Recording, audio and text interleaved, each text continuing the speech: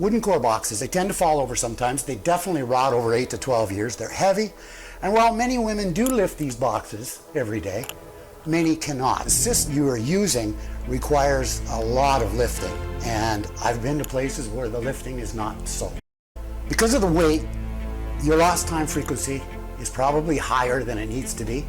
And I believe that number is about 30% versus other core shack system designs.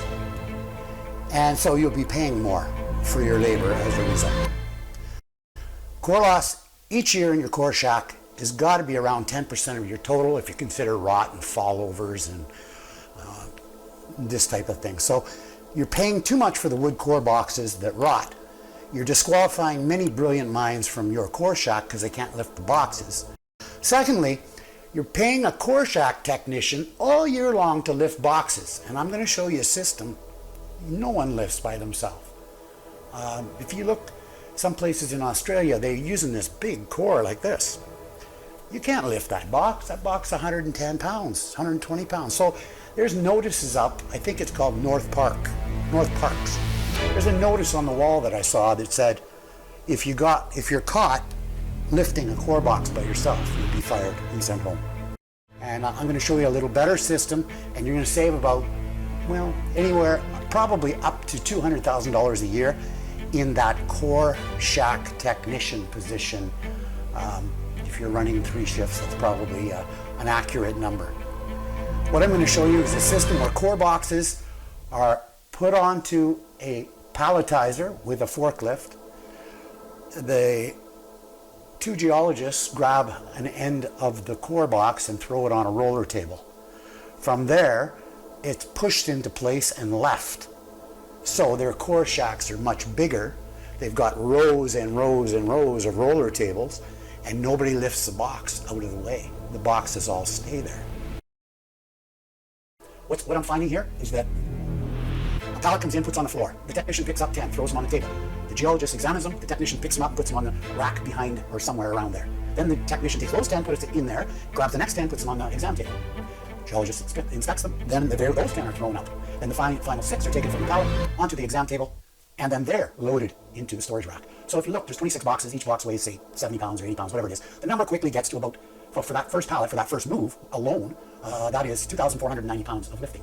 Unnecessary. Now, on the second move, technician's going to take 10 of those trays in storage and bring them back to the exam table for what would be a second or final exam.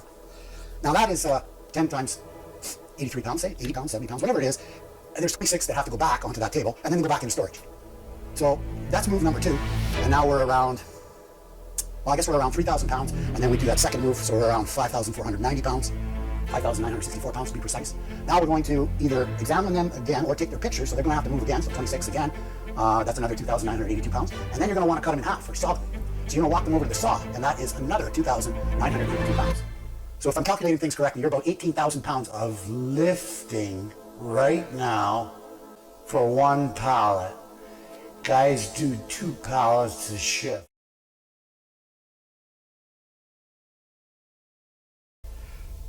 Box is pushed onto the pallet, and the pallet is the outdoor storage.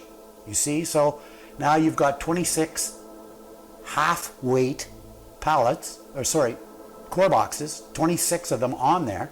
They wrap them with maybe a canvas or burlap or plastic, spray paint what location they came from, and stack them 2 rows, 12 high, so 24 or 26 per pallet. Now what happens here is it makes it so you don't have to lift a whole whack of core to get to the one you want to find. Because they're in 2, the max you're going to ever have to move is 11 boxes to get to the one you want, if they're labeled properly and you can find them. So it's a much better system from that point of view.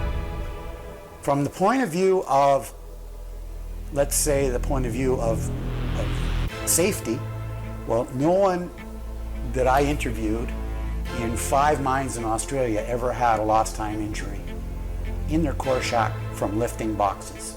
And that saves the company, they figure, about 30%. So that's a good savings. The time spent is a good savings because you're not lifting, you're logging, You take 1 minute, which is the total amount of time it takes to move all 26 boxes onto the roller rack. And because that only takes a minute of 2 geologists' time, that means the 59 minutes in that same hour, they can be logging independently and quickly. So you're going to get more logging done. Now, if you consider that, you combine that with the health and safety aspect of the thing, you also look at the storage and how much better that is. You're not going to have anything falling over. You're not ever going to have core boxes falling over, because these core boxes nest together and they don't fall over. So that's the better thing. I just want to go. So you've got the gender diversity aspect. You've got the safety factor. And I mean, I've got stats here showing in Ontario alone 1 year, there were 19,000 claims for MSDs. So that's a high number. There, I'm not saying that's all in mining. I'm saying that's in Ontario. So that caused 460,000 lost time days, costing $72 million to the employer. That's significant. You look at the fact that many of these vertical core storage units are not safe. I mean, you got guys climbing up a ladder with one hand and one hand holding the 70-pound core box. That's probably not a good idea. And they stack these things 8 feet high. Probably not a good idea. By stacking them on a pallet in 12 high, 14 high, whatever it is, far superior way of storing. And you cover them, they'll last forever. You won't get the oxidization that you guys are getting right now. So, also the cost. Your cost per meter. I'm going to get into that argument, but really, if you're at $200 cost per meter and those boxes rot at 8 years, well, you're replacing those 2 boxes, bottom and the top, and it's a very expensive product. Second thing I want to show you is that they nest together, which is why you can have one lid only for 15 core boxes. And also, they store it on a pallet. You're not storing them on a vertical core rack, so it's never going to fall over.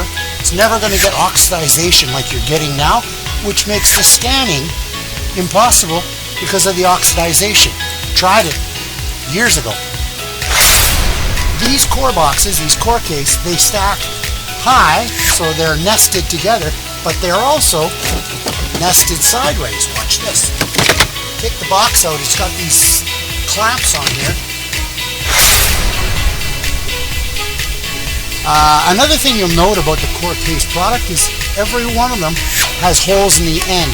What is this for? Well, in case moisture gets inside, the moisture can run out and not contaminate the trays beneath it. Many core trays have the holes in the channels themselves, which leads to contamination of the core underneath.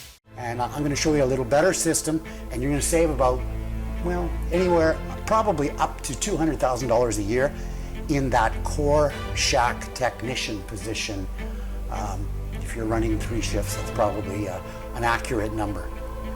What I'm going to show you is a system where core boxes are put onto a palletizer with a forklift. The 2 geologists grab an end of the core box and throw it on a roller table. From there, it's pushed into place and left. So their core shacks are much bigger. They've got rows and rows and rows of roller tables, and nobody lifts the box out of the way. The boxes all stay there.